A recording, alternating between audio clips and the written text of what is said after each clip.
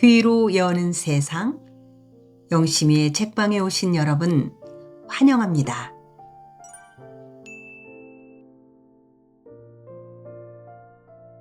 오늘은 한승원 작가님의 동학제 제4권 사랑의 불꽃을 함께하고 있습니다. 지난 4편에서 이인안과 홍순서는 어음과 많은 은전을 싸들고 무기를 구입하러 제물포로 떠났지요. 청나라 상인 풍광유를 만나고 미국의 무역 상사와 줄을 대고 과연 대량 무기 구입이 성사되어 올까요? 이야기 속으로 함께 갑니다. 제4권 사랑의 불꽃. 이인하는 막연해져 버렸다. 무조건 바닷가로 나가서 아무 어부든지 한 사람을 붙잡고 사정을 해볼까 어쩔까. 그는 마당으로 나가서 서성거렸다. 그때 텁석부리가 더벅머리를 앞세우고 들어섰다. 이인하는 가슴속에 환히 불이 켜지는 듯 싶었다. 달려가서 텁석부리의 손 하나를 훔켜잡았다. 이인안의 사정을 들은 텁석부리는 자기가 그것을 실어다 주겠다고 쾌히 승낙을 했다. 텁석부리는 요기를 하고 장정 4명이 이틀쯤 먹을 식량을 구해 차로에 담았다. 그리고는 풍광희와 이인안을 따라 나섰다. 그 무기를 싣기 전에 먼저 숲과 집을 미리 사서 싣기로 했다. 먼저 선창안을 뒤졌다. 숲에 한 척이 들어와 있었다. 집은 구할 수가 없었다. 숫 20가마니만을 사서 실었다. 그들 옆에 밥집 남정네 차판동이 따라와 있었다. 이인하는 이상스러운 예감이 들었다. 무기를 옮겨 싣고 제물포를 빠져나가고 어쩌고 하는 과정에서 무슨 일인가가 꼭 일어날 듯 싶었다. 차판동은 청나라 상인 풍광유와 자기를 소외시키고 미첼과 직접 거래를 텄다는 유감으로 그들에게 골탕을 먹이려들 싶었다. 그렇지만 그러한 내색을 할 수는 없었다. 한사코 고운 말씨로 절대로 도와줄 수 없으시다고 하더니 그래도 그동안 든 정분 때문에 거들어 주시려고 이렇게 따라 나와 주셨군요. 하고 말했다. 홍순서는 노골적으로 불쾌해하였다.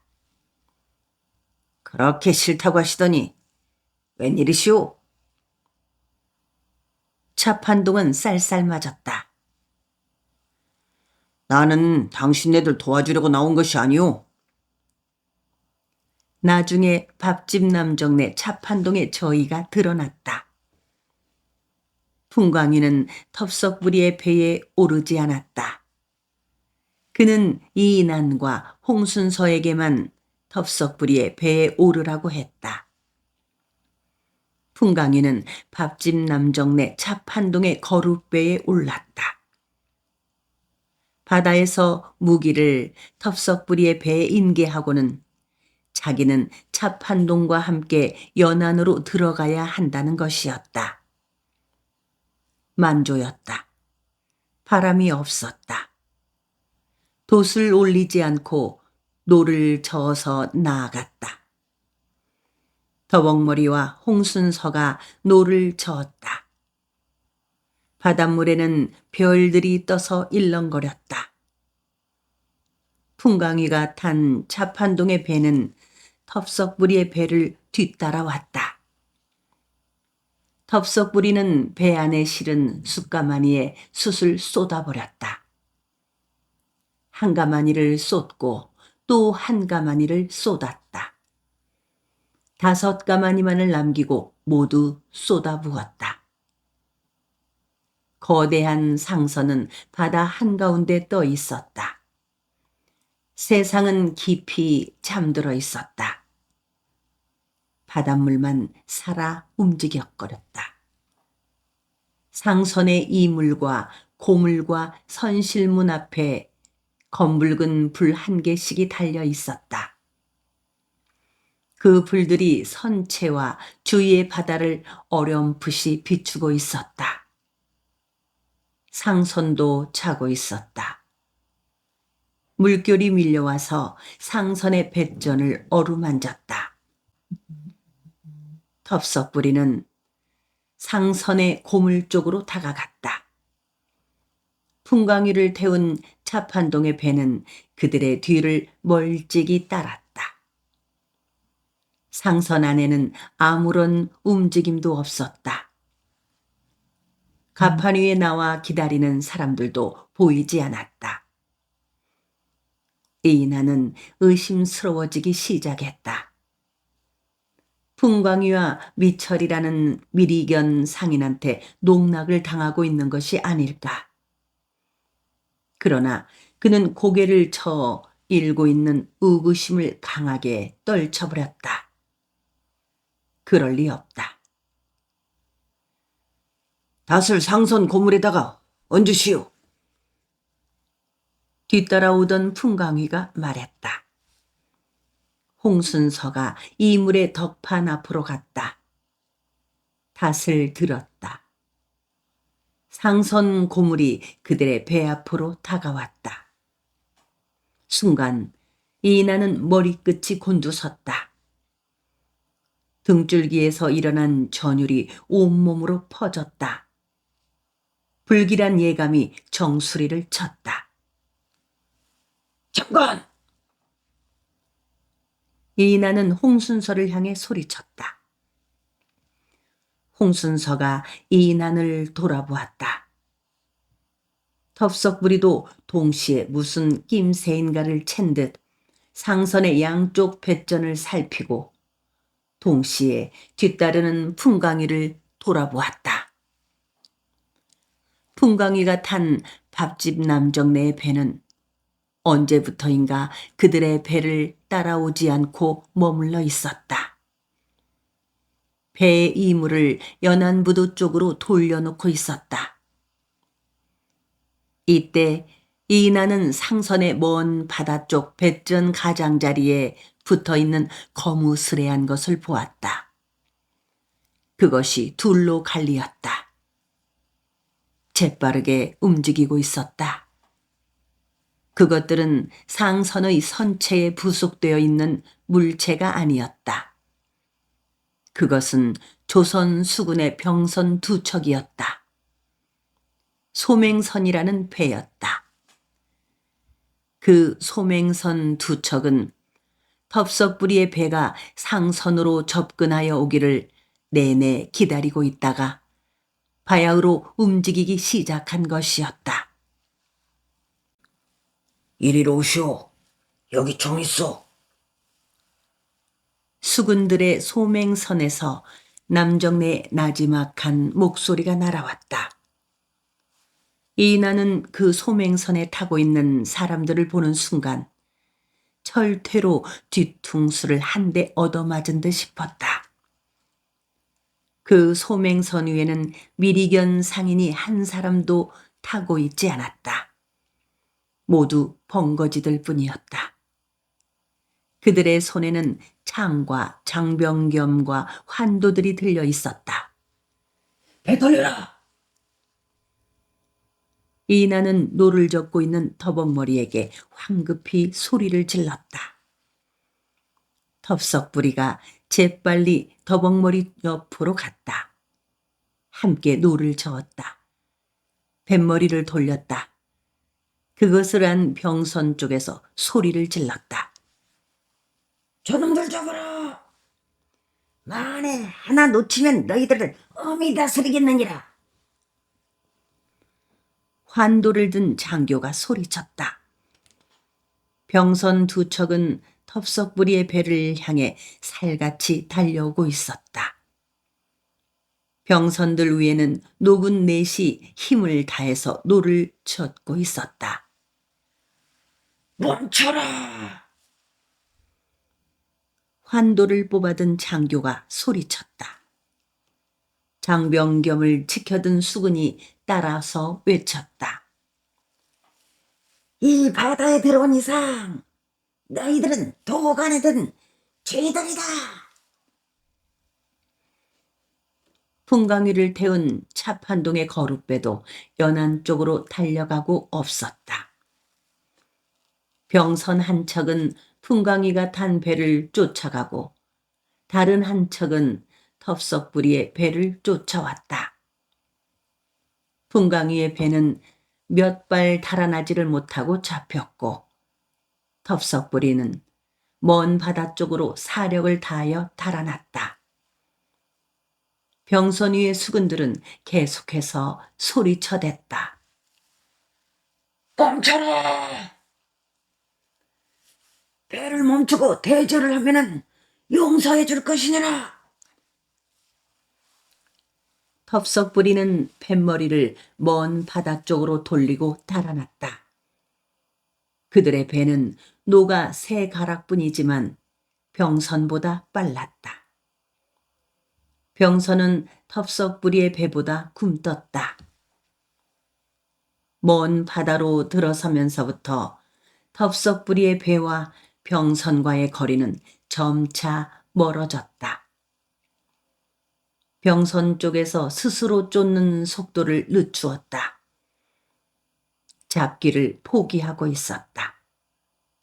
먼 동이 트고 있었다.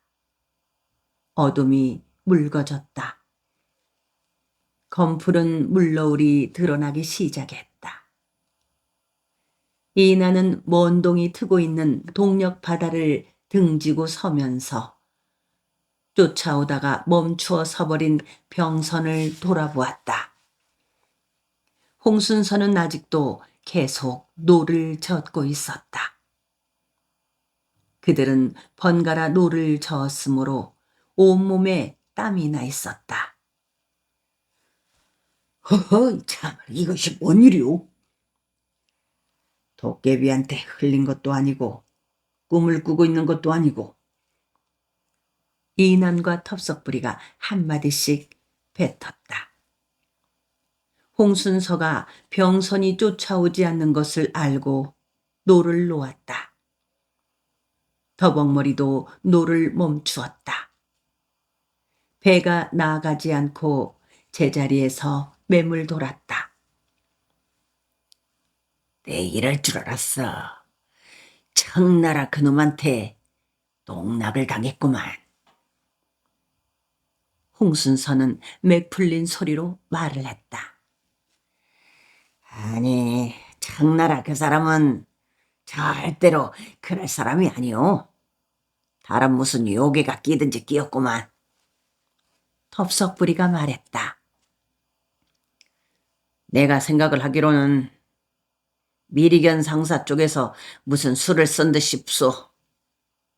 앞으로는 무역을 하고 뒤로는 수군들한테 밀구를 한 것이오. 미리견 놈들이 보통으로 간사한 족속이 아니랍디다. 사실은 풍광이라는 사람도 당한 것이오. 이인하는 자기도 모르는 사이에 퉁명스럽게 말했다. 애초에 우리가 앞에 나서지를 않고 풍광이 그 사람이 그것을 구입하는 것처럼 일을 꾸몄더라면은 이런 탈이 안 났을지도 모르는 것을.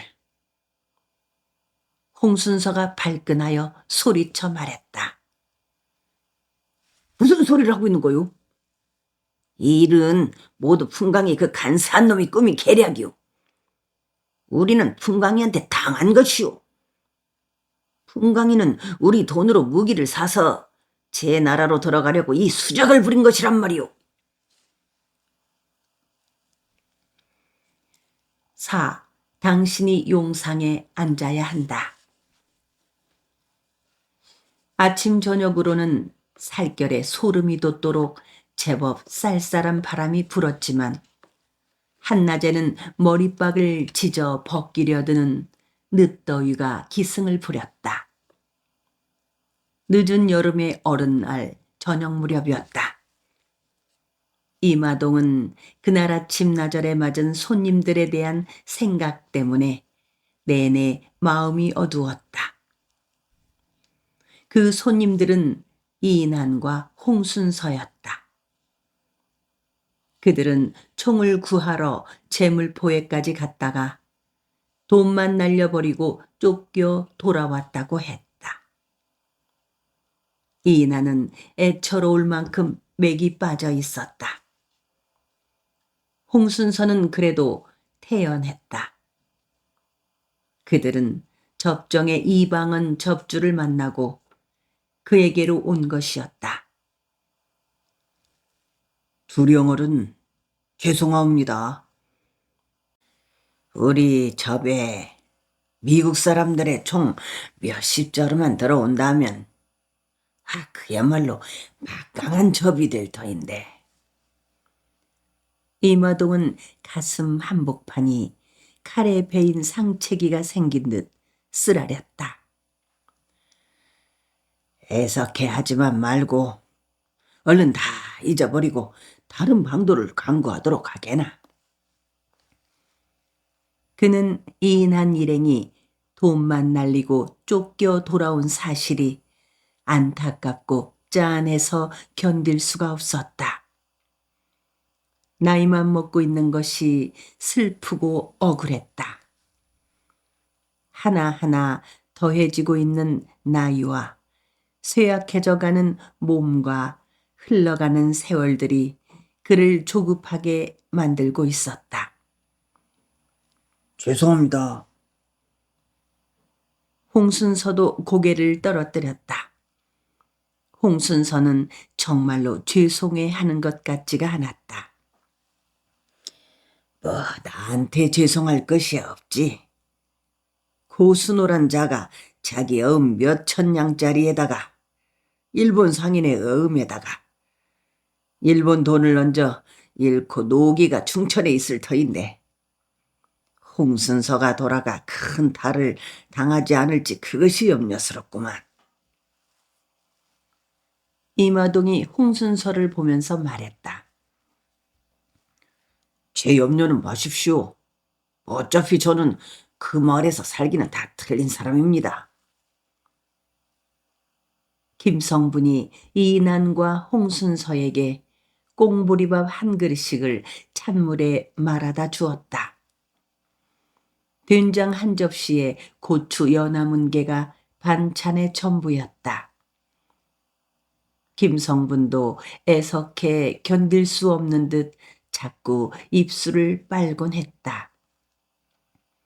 이인한과 홍순서는 시장하던 참인지 달게 먹었다. 그걸 다 먹고도 그들은 배가 아직 덜 찬 듯 물 한 사발씩을 더 들이켰다. 앞으로 어떻게 했으면 좋겠사옵니까? 이인한이 물었다. 어떤 무기를 마련하여 도인들에게 조련을 시켰으면 좋겠냐는 뜻이었다.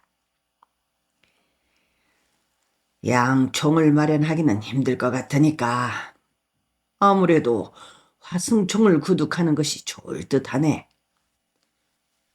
포수들을 통해서 구하는 것이 좋네. 화약하고 신지하고 환하고를 넉넉하게 갖추도록 하소. 할 수만 있다면은 그쪽 어디 외딴 데서 은밀하게 화승총을 제조했으면 좋겠어. 화라고 화살하고는 여기서 마련을 하고 있으니까 되었네. 각궁이 좋기는 하지만은 귀에서 구하기도 어렵고 비가 오면은 제 기능을 발휘하지 못하는 법이니까 우리 애들을 시켜서 동계왈이나 철궁, 목궁을 많이 만들었네. 틈을 보아 그쪽 도인들을 이리로 보내서 수련을 하면 좋겠네. 살은 지리산 떼가 그중 좋다기에 숨어 남은 짐을 가져다 놓고 만들고 있네. 이마동은 절망하고 있는 그들에게 용기를 가지게 하려고 애를 썼다. 얼마쯤은 부풀려 말을 하고 있었다. 그것을 알아차린 이난이 죄송합니다, 어르신 하고 말했다. 양총을 구하지 못할 바에야 도인들한테 죽창 다루는 법이나 칼 쓰는 법을 많이 가르쳐야 하네. 대개 처음 벌어지는 싸움은 원거리에서 하게 되겠지만은 점차 그것이 잦아지게 되면 바로 코앞에서 적을 두게 되고 서로 치고받는 싸움을 많이 하게 될 거야. 성을 빼앗을 때도 그렇고 기습을 할 때도 그렇고. 그러니까 홍집강도 젊은 도인들을 몇 사람씩 조를 짜서 보내도록 하게나. 우리 도인들은 지금 도둑굴에 올라가서 수련을 하고 있습니다. 홍순서가 말했다. 이마동은 고개를 끄덕거렸다. 시방도 그 사람들이 거기 드나드는가? 홍순서가 그렇다고 했다. 백구레를 두고 하는 말이었다. 녹동과 제도면 일대를 거점으로 해적질을 하고 살아가는 패들이었다. 그들은 가끔씩 은밀하게 그곳 도둑골의 굴 몇 개를 이용하곤 했다. 디딜방아 일이 터졌을 때 내덕도 사람들은 그 도둑골 패들의 덕을 톡톡하게 보았다. 고참봉도 그 도둑들에 대하여 듣고 있었다. 한데 백굴에는 절대로 고참봉을 해치려고 하지 않았다. 회령진 수군들을 농락하려고도 하지 않았다. 물론 회령진의 수군들도 도둑골을 함부로 뒤지거나 거기 드나드는 사람들을 건드리려고 하지 않았다. 오래전부터 수군들 사이에는 이상한 말이 나돈다고 했다. 어느 누구든지 군복을 입고 창이나 칼을 든 채 그 도둑굴 숲속으로 들어가면 나오지 못한다는 것이었다. 그 숲속에는 대낮에도 도깨비들이 들끓는다고 했다. 그곳에 사는 도깨비들은 드러내놓고 사람을 해치는 법은 없다고 했다.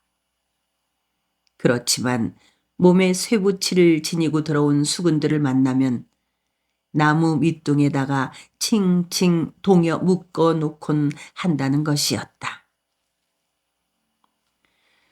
이 집 강자네도 기회가 닿는 대로 죽창 다루고 칼 쓰는 법을 익히도록 하게나. 화승총 쏘는 법도 익히고 오래지 않아서 반드시 아주 유용하게 쓰일 때가 있을 것이네. 이마동은 잠시 말을 끊었다. 한숨을 쉬었다.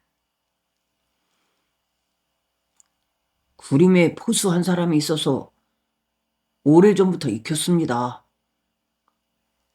요즘도 가끔 부용산 기슭에서 한두 차례씩 쏘아보곤 합니다. 그것을 쏘아보니까 아무래도 양총을 구하는 것이 좋을 듯 싶어 기교를 한번 부려본다고 부려보았는데 홍집강한테 고생만 뼈 빠지게 시키고 만 것 같습니다. 이마동이 홍순서를 향해 우리 우암이라는 놈도 끌어다가 여러 가지를 다 익히게 하게나 하고 말했다. 우암이는 시방 구림에 와 있습니다. 우리 처가에서 일을 거들어주고 있구만요. 이인환이 말했다.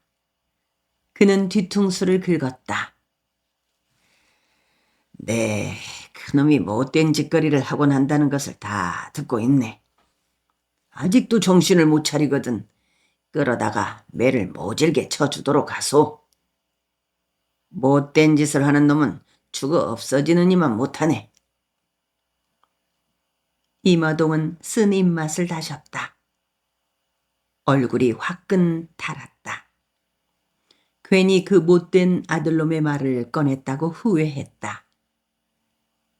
형제처럼 살던 지역보의 아내를 넘보고 제 어미와 형이 짝으로 맞추어준 아내도 버리고 구림으로 갔다더니 아직도 제 집으로 돌아가지 않았단 말인가. 다 제가 잘못 돌보아준 탓이옵니다. 이인한이 머리를 조아렸다. 새끼들은 겉을 낳지 속을 낳지는 못하는 모양이야. 두 놈 가운데 한 놈쯤은 내 뒤를 이어줄까 하고 바라는데 두 놈이 다 틀렸어. 이마동은 한심스럽고 서글펐다. 이인한과 홍순서가 돌아가겠다고 나섰다. 이마동은 그들을 배웅했다. 그는 홍순서한테서 가족들에 대한 말을 듣고 싶었다. 얼마 전에 그들을 따라갔다가 온 김성분한테서도 소식을 전해 듣고 싶었는데 아무 말도 해주지 않았다. 큰아들 바우는 지금도 고참봉의 수종 노릇을 그렇게 하곤 하는지, 제 어머니를 잘 모시는지, 어떻게 굶지나 않고 살고 있는지 알고 싶었다. 손자인 달섬이에 대해서도 듣고 싶었다. 이마동은 혀를 아프게 깨물었다. 내가 언제부터 가족들 생각을 그렇게 했던가. 가족들한테 발목을 잡힌 자는 비굴해지는 법이다. 그리하여 큰 일을 놓치게 된다. 그리 생각을 단단히 하고 있는데도 가족들에 대한 생각이 가끔 샘솟는 듯 하곤 하는 것을 어찌할 수 없었다. 아, 나도 늙어가는가 보다. 홍순서는 매정스럽게 아무 말도 전해주지 않고 가고 있었다. 차라리 전해주지 않는 쪽이 속을 상하지 않게 해줄 것 같아서 그냥 가는 것일 거라고 이마동은 생각했다. 그는 들머리에서 발을 멈추었다. 홍순서와 이인한이 그를 향해 허리를 깊이 숙여주었다. 아, 이집강 하고 그가 이인한을 불러 세웠다. 이인한이 돌아섰다. 이마동의 옆으로 다가갔다. 우암이란 놈 한번 다녀가라고 일러주게나. 그놈 하나만이라도 사람을 만들어야겠어. 알겠사옵니다. 이인하는 고개를 떨어뜨린 채 말했다. 두령 어르신, 너무 염려 마십시오. 용의 새끼는 반드시 어느 날 용이 된다고 들었사옵니다. 저는 우아미의 듬직한 몸집, 수려한 얼굴, 자칫 거기에 대일 수도 있을 만큼 뜨거운 열정, 그 열정에도 불구하고 넉넉하게 수더분한 성격을 믿습니다. 곧 철이 들게 될 것이고 그러면 깨닫게 될 터입니다. 깨달으면 아마 해도 큰 일을 하게 될 것이옵니다. 이마동은 가슴이 벅차올랐다. 그도 아들 우암을 그럴 수 있는 인물이라고 믿고 있었다. 자기처럼 우암을 기대하고 있는 이인한이 가슴 아프도록 고마웠다. 코끝이 시큰했다. 억보, 그놈 속이 참으로 용순 깊고 똑똑한 놈인데 잘못하면 좋은 사람 하나를 잃게 될 것만 같다. 이마동이 터덕터덕 움막으로 돌아오는데 등 뒤에서 한털 부처가 헐레벌떡 달려왔다. 두령어른 기뻐하십시오. 시방 이접주 어른 댁에 고부 사시는 그 진인이 오셨습니다요. 거기에서 저녁 요기를 하게 하시고 이리로 그 어른을 모시고 온다고 했습니다요.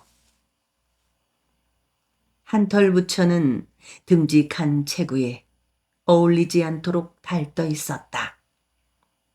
고부 진인이라면 고부 접주 전 녹두를 두고 하는 말인 것이었다. 뒤란에 있던 김성분이 달려 나오면서 계집아이처럼 호들갑을 떨었다. 아이고, 까치들이 그렇게도 극성맞게 우짖어 싸더니. 한털 부처의 얼굴에는 땀방울들이 맺혀 있었다. 한털 부처와 김성분은 이마동의 안색을 살폈다. 이마동은 멍해져 있었다. 그는 오래전부터 전녹두를 정감록에 나오는 진인이라고 여기고 있었다. 그가 진인이라고 부르니 김성분과 한털 부처도 그렇게 따라 부르는 것이다. 그는 가슴이 벅차올랐다.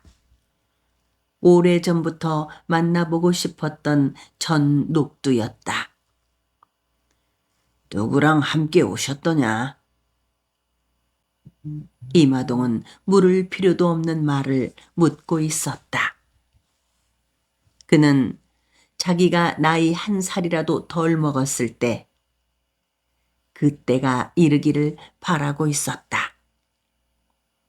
동학도인들이 말하는 5만 년 만에 한 번 올까 말까한 그때가 코앞에 임박해 있다고 그는 믿었다. 그때를 위하여 전녹두는 그렇게 움직이고 있을 터였다. 이마동도 그때를 기다리면서 이접주를 돕고 있었다. 그는 그의 한계를 알고 있었다. 그는 목자 아버지를 둔 천출이었다. 속에 먹물이 들지 않은 창잡이고 칼잡이고 총잡이일 뿐이다. 세상을 넓게 볼 줄 아는 눈도 가지지 못했다. 백성들을 다스릴 수 있는 자비롭고 넉넉한 마음도 기르지 못했다. 그의 마음속에는 양반계층과 다스리는 집단에 대한 울분만 쌓여 있을 뿐이었다. 그것이 앙금같이 가라앉아 있었다. 혼자 오셨다는구만요. 이마동은 조급해졌다. 그럼 이 무더운 날씨에 여기까지 달려오느라고 피곤하겠다마는 되짚어 갔다가 오너라. 이접주 어른한테 살짝 염을 한번 드려봐라. 내가 은밀히 전녹두 접주를 한번 뵐 수 있게 해달라고. 한털 부처가 땀방울을 훔치면서 입가에 웃음을 담고 말했다. 아마 이접주 어른께서 그 어른을 모시고 이리로 오실 생각이신가 보던데요. 이 상언이라고. 저기 이접주 어른 육촌 동생이 있는데 그 사람이 일부러 저한테 달려와서 기별을 해주고 간 것을 보아서. 그렇다면 더 그렇다. 어떻게 가만히 앉아서 그 진인을 맞을 수 있더란 말이냐. 성분이가 얼른 한털 부처하고 같이 가서 두 접주 어른을 호위해 오도록 하거라. 혹시 번거지들이 따라붙어서 괴롭게 할지도 모르고 어두워져서 길을 잘못 드실 수도 있질 않겠느냐. 이마동은 벅찬 가슴을 주체하지 못했다. 오매불망 그리고 만나 대면하고 싶어 했던 그 진인이 몸소 그의 우거를 찾아오겠다 한다니 그 일이 꿈 같기만 했다. 그는 몇 차례든지 곱으로 전녹두 접주를 찾아가 보려고 마음을 먹곤 했었다. 그렇지만 거기까지는 너무 먼 거리였다. 원행을 하고 싶은 마음이 동하는 그때마다 몸이 말을 들어주지 않았다. 전날 밤에도 잠이 오지 않아서 엎치락 뒤치락 하면서 그 생각을 했었다. 뜰에 나와서 송알거리는 별들을 보면서 그 진인을 떠올렸다. 그 진인은 키가 작달막하다고 들었다. 얼굴이 수려하고 눈이 형형하다고 했다. 마주 앉아 있으면 그 진인의 눈길에 가슴과 얼굴이 숭숭 뚫리는 듯 싶어지곤 한다고 들었다. 그 진인에게서는 늘 훈훈한 김이 번져오는 듯 싶다 한다고 했다. 바로 그 사람이다 하고 이마동은 생각했다. 그는 10년 전에 뵌 두타거사 김옥균을 떠올렸다. 두타거사의 실패와 그의 일본으로의 망명을 생각했다. 안타까운 노릇이었다. 많은 사람들이 그 두타거사를 욕하곤 했지만 그는 큰 뜻을 가진 인물이라고 찬탄하곤 했다. 세상을 뒤바꿔 놓으려고 한 그 두타거사 같은 사람이 어디에서인가 다시 나타나 주어야 한다고 그는 기다리고 있었다. 이제 나타날 그 사람은 두타거사가 밟은 실패의 전철을 되밟지 않아야 한다고 그는 생각했다. 그는 두타거사가 왜 실패했는가 하는 것을 잘 알고 있었다. 이모년 군인 폭동의 실패의 뜻도 잘 헤아리고 있었다. 그것들을 그 진인한테 모두 말해주고 싶었다. 이마동은 김성분이 달려가는 것을 살인문 밖에까지 나와서 배웅했다. 김성분과 한털 부처는 자기들의 스승인 이마동이 오매불망 만나보고 싶어한 그 진인을 모시고 나타날 터였다. 그는 이날따라 그의 단칸 움막이 형편없이 초라하고 누추해 보였다. 마당은 한 뼘쯤이었고 마당 밖으로는 육덕 좋은 여자의 엉덩장만한 채마밭이 하나 있었다. 키 작은 채소 20남은 포기들이 벌레들한테 시달리고 있었다. 걸음기도 부족하고 물기도 신통치 않은 것이었다. 요 며칠 동안 내내 가물었다. 뒤란 언덕 위에 너도 밤나무 숲에서 쓰름매미가 울었다. 산그늘이 흘러내렸다. 소나무들 틈새로 난 길은 묵어 있었다. 길 한가운데에 쑥불, 바랑이풀, 비름풀, 명아주 풀들이 솟아올라 있었다. 길 가장자리에는 억새풀, 띠풀들이 무성했다. 얼마 전까지만 해도 만발해 있던 석죽꽃들이 겨우 한 송이 남아있을 뿐이었다. 쑥부쟁이와 들국화들이 푸르고 흰 꽃들을 피워내기 시작했다. 이마동은 쌀이비를 들고 마당을 쓸었다. 방도 쓸었다. 옹달샘 물에서 걸레를 빨아다가 바닥을 훔쳤다.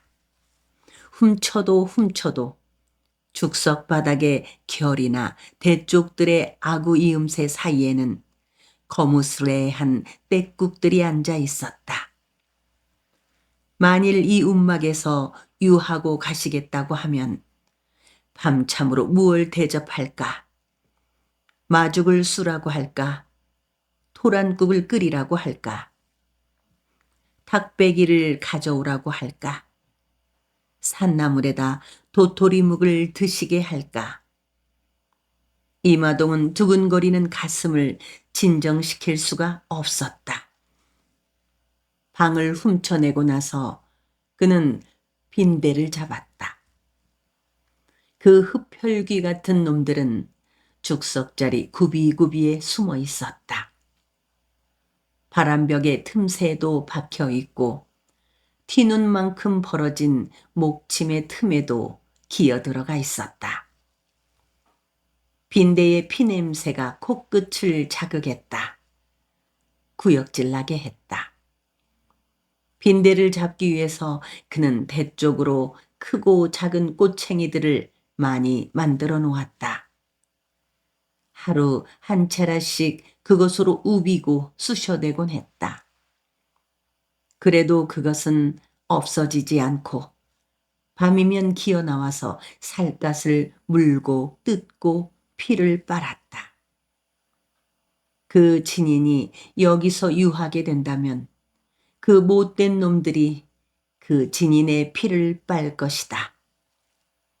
그는 여느 때와 달리 그 해충들을 증오하고 저주하였다. 온몸에 땀을 흘리면서 방구석 가장자리에 죽석귀를 들치고 털었다. 쏟아진 먼지와 흙가루를 빗자루로 쓸어냈다. 그러다가 번개처럼 눈앞을 얼씬거리는 것 하나를 발견했다. 벼룩이었다. 오른손 검지 끝에 침을 가지고 그 튀는 놈을 잡아보려고 해보았다. 어느 사이엔지 그 놈은 어디론가 사라지고 없었다. 그는 다시 죽석을 걷어들었다. 마당으로 가지고 나가서 떨었다. 방바닥을 빗자루로 말끔하게 쓸어냈다. 벼룩은 어디로 도망가서 숨었는지 보이지 않았다. 그의 콧등과 이마에는 땀방울들이 송송 맺혀 있었다. 숨마저 가쁘게 쉬고 있었다. 이런 괘씸한 것 같으니라고. 그는 속으로 투덜거렸다. 그의 얼굴은 벌겋게 달아올라 있었다. 이마동은 빈대와 벼룩들을 잡을 때마다 양반이라는 것들을 생각하곤 했다. 백성들을 다스린다는 목민관이라는 것들의 흡혈귀 같은 수탈을 증오하고 저주하였다. 누가 그 못된 지배자들을 이렇게 쑤시고 으깨어 죽이고 쓸어내듯이 몰살시켜주는 사람이 없을까? 바로 그 진인이 그들을 그렇게 할 것이다. 그는 부채를 찾아놓고 덮자리를 내다가 털었다. 찬바람이 나자마자 벌써부터 옷과 덮자리에 이들이 동하기 시작했다. 마당에서 채마밭 밖으로 난 길의 자풀들도 뽑았다. 상수리나무 위에서 까치 2마리가 우짖었다. 그것들은 꼬리를 한껏 치켜들면서 우짖곤 했다. 소나무 가지로 날아가서 우짖고 떡갈나무 가지로 옮겨가서 우짖었다. 저것들이 무엇인가를 알기는 아는 영물이구나. 뒷산 주봉 위에 뭉툭한 바위를 보았다. 그 바위는 무심한 것만이 아니었다. 한쪽에는 그늘이 어리어 있고 다른 한쪽에는 기울어가면서 쬐인 빗긴 햇살이 다 있는 그 바위에는 어떤 표정인가 어리어 있는 듯 싶었다. 빙그레 웃고 있었다. 진인의 출현을 알고 있는 듯 싶었다. 바람이 지나갔다. 상수리나무, 떡갈나무, 소나무, 너도 밤나무들이 몸을 흔들었다. 그것들의 움직임도 예사로운 것이 아닌 듯 싶었다. 삼남한상 모두가 그 진인의 왕림을 알고 그 반갑고 기쁜 몸짓들을 하는 듯 싶었다. 그를 둘러싸고 있는 일체의 만물들과 그는 한 통속이 되어 있었다. 그 주봉 위의 바위와 우짖는 까치와 바람에 흔들리고 있는 나무들처럼 그의 몸과 마음도 그 진인 때문에 수런거리고 있었다. 그는 서성거렸다. 뒤란의 옹달샘에 가서 물을 한 바가지 떠서 들이켰다. 속이 달았다. 양껏 물을 마시고 난 그는 숨을 할딱거렸다. 고추 잠자리들이 허공을 날았다. 두타거사 김옥균의 얼굴이 눈앞에 어른거렸다. 그 진인이 어쩌면 바로 그 두타거사의 얼굴과 비슷할 듯 싶었다. 그럴 리 없다. 그 얼굴보다 더 수려하고 매섭고 안존하고 듬직할 것이다. 두타거사의 얼굴은 다만 귀골일 뿐이었다. 손끝에 흙 한 점 묻히지 않고 자란 깨끗한 선비일 뿐이었다. 그만큼 그 두타거사는 상민 천민들의 가슴을 헤아릴 줄 몰랐다.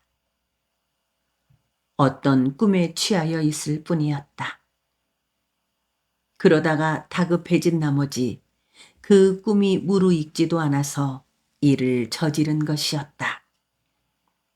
두타거사는 애초에 실패 요인을 아는 채 시작을 한 것이었다. 고부에서 온 그 친인은 다르리라고 이마동은 생각했다. 그는 조급했다. 이방원과 전녹두의 이야기가 길어진 나머지 이리로 오지 않고 그냥 떠나버리면 어떻게 할까? 내가 얼마나 대단한 사람이라고 여기까지 나를 만나러 올 것인가? 내가 이방원의 집으로 달려갈 것을 그랬다. 그 진인을 이 더러운 움막으로 오시도록 한 것은 잘못이다. 지금이라도 떨치고 나설까? 들머리 산기슭을 바라보았다. 그의 움막으로 오기 위해서는 그 들머리를 거쳐야 하는 것이었다. 내가 저기에 나가서 기다릴까? 그는 마당 안을 서성거렸다. 해가 서산 너머로 떨어졌다. 서산마루에 흩어져 있는 구름들을 뚫고 핏물줄기 같은 노을이 피어올랐다. 노을빛 때문에 눈앞이 어릿어릿해졌다. 그가 두타거사를 만나던 날 저녁에도 그렇게 황혼이 짙게 물들었다. 가족들을 강 건너로 피신시키면서 그는 짙은 노을 때문에 어지러움을 느꼈었다. 땅거미가 내리고 어둠이 짙게 어우러지고 난 뒤에야 그가 목이 휘어지도록 기다린 그 진인이 왔다. 이방원과 전녹두는 김성분과 한털부처의 호의를 받으면서 이마동의 움막 마당으로 들어섰다. 이마동은 방 안의 솥의 기름불을 밝혀놓고 마당에 나와 서 있었다. 전녹두와 이마동은 마당 한가운데서 마주 섰다. 그들은 처음 대하는 것이었지만 마치 구면인 것처럼 다정해져 버렸다. 이마동이 다가가서 전녹두의 손 하나를 잡았다. 전녹두는 말없이 손을 그에게 내어주었다. 다른 한 손을 뻗어서 자기의 손을 잡은 이마동의 손등 위에 얹었다. 이방원은 전녹두에 대하여 소개의 말을 하려고 하지 않았다. 그들은 방 안으로 들어가서 맞절을 하고 의례적인 통성명을 했다. 전녹두는 마치 방바닥에서 솟구쳐 올라온 듯하게 꼿꼿이 앉아 있었다. 불빛이 날아와서 전녹두의 얼굴에 음영을 짙게 했다. 이마동은 한동안 전녹두의 얼굴을 건너다 보고만 있었다. 황홀해졌다. 듣던 대로 전녹두는 단단하게 뭉쳐진 몸이었다. 허술하다 싶은 데가 한 곳도 없었다. 이마동은 오래전부터 첫 대면을 하는 사람의 관상을 나름대로 복원하는 버릇이 있었다. 전녹두는 여러 가지 면에서 두령운이라는 것을 가지고 있는 상이라고 이마동은 생각했다. 얼굴이란 몸 전체로 보았을 때 꽃인 셈이다. 그 꽃인 얼굴에서 어떤 힘과 빛인가가 날아오는 듯 싶었다. 위쪽의 살이 두툼하였고 어딘지 여유가 있어 보였다. 그런 사람의 운세는 다른 사람들보다 강하고 웃사람들한테 사랑도 받을 수 있다고 했다. 그런데 바른 쪽 이마에 혹처럼 툭 붉어진 것이 흠이었다. 그것은 웃사람과 의견이 맞지 않고 독특한 고집스러운 행동을 하게 하고 집안 사람들을 산산이 흩어지게 하는 애군을 끌어오기도 한다고 했다. 눈썹의 형상은 굵고 듬직했고 그 눈썹 꼬리에 털들 몇 개가 굳게 뻗쳐 올라 있었다. 눈은 약간 깊이 패인 듯 했다. 눈동자의 검은 자위는 약간 위쪽으로 올라붙어 있었고 흰 자위가 많았다. 그 사람의 운세와 생각의 강함이나 맵찬 기는 눈썹 꼬리에 나타난다고 했고 그 사람의 의지의 집요함은 깊이 패인 듯한 눈에 있다. 눈동자의 검은 자위가 약간 위쪽에 있는 것은 원대한 야망이 있음이고 흰 자위가 많아 보이고 눈동자가 작아 보이는 것은 순수하고 겁이 없고 용기와 패기가 있음을 말해주는 것이라고 했다. 생각에 잠겨 있을 때 얼핏 보면 전녹두의 눈은 순하고 무념무상인 듯 했다. 그런데 상대방을 주시할 때는 서슴지 않고 눈을 뜰 수 있는 대로 크게 뜨는 버릇이 있었다. 그런 사람은 야망이 대단할 뿐만 아니라 소신이 확고한 사람이라고 했고 신기가 강한 사람이라고 했다. 코는 버젓하고 콧날도 분명했다. 코의 뿌리도 뚜렷하고 두툼하게 살이 쪄 있었다. 그 역시 운세 강하고 신념이 뚜렷함을 말해준다고 했다. 한데 윗입술보다 아랫입술이 약간 더 도톰하게 살찐 듯 싶었다. 아하 하고 이마동은 그 입술을 보면서 생각했다. 굳게 담은 그 입술에 거역의 의지가 담겨 있을 것이라고 이마동은 생각했다. 윗입술보다 아랫입술이 약간 나온 듯한 사람이라든지 아랫입술로 윗입술을 힘껏 덮어 누르는 버릇이 있는 사람은 자기보다 윗사람을 배신하거나 거역한다고 했다. 그것은 이 진인의 어찌할 수 없는 운명일 터였다. 윗입술은 하늘이고 아랫입술은 땅이다.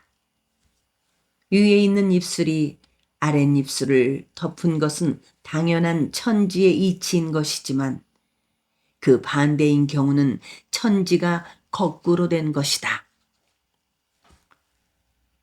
전녹두의 인증은 분명하고 꽉 짜여 있었고 수염이 많이 나 있었다. 그러한 사람은 정신이 확고하고 어떠한 일을 과단성 있게 추진하기 때문에 성공하는 경우가 많다고 했다.